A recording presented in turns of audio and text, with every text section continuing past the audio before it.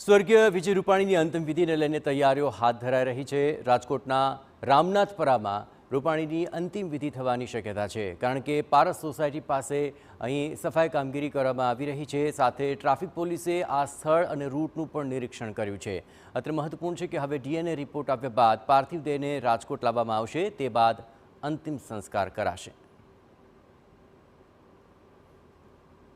પૂર્વ મુખ્યમંત્રી વિજય રૂપાણીની અંતિમ વિધિ રાજકોટમાં થવાની છે અને તે પહેલાં રાજકોટ ખાતે તમામ તૈયારીઓ છે તે શરૂ કરી દેવામાં આવી છે। આપને હું દ્રશ્યો બતાવવા માંગીશ। રાજકોટની જે પારસ સોસાયટીમાં આવેલું જે એક મંદિર છે તેના દ્રશ્યો છે કે જ્યાં અત્યારે સાફ સફાઈ છે તે કરવામાં આવી રહી છે।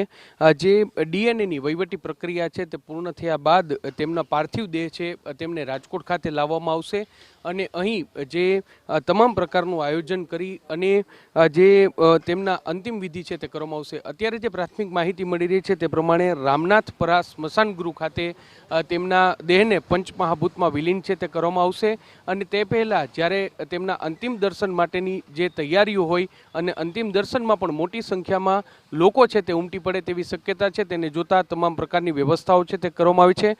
તેમની જે પારસ સોસાયટી ખાતે તેમનો જે બંગલો આવેલો છે તે બંગલાની નજીક એક મોટી ખુલ્લી જગ્યા છે કે જે ધ્યાનશંકર પ્રગટેશ્વર મહાદેવનું મંદિર છે અને આ જ જગ્યામાં અત્યારે જે સાફ સફાઈ છે તે કરવામાં આવી છે।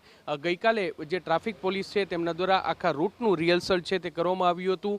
હાલમાં પોલીસ બંદોબસ્ત છે તે પણ ગોઠવવામાં આવ્યું છે ને જ્યારે જે અંતિમ વિધિ પહેલાંની જે સ્મશાન યાત્રા નીકળે, જે અંતિમ વિદાય આપવા માટેની જે યાત્રા નીકળે ત્યારે ટ્રાફિકની વ્યવસ્થા કયા પ્રકારની હશે તે અંગેની પણ સમીક્ષા છે તે કરવામાં આવી છે। હાલમાં જે ભારતીય જનતા પાર્ટીના જે નેતાઓ છે સાથે સાથે જે વહીવટી વિભાગના અધિકારીઓ છે, તમામ લોકો આ અંતિમ વિધિ માટેની તમામ તૈયારીઓ છે તે શરૂ કરી દેવામાં આવી છે।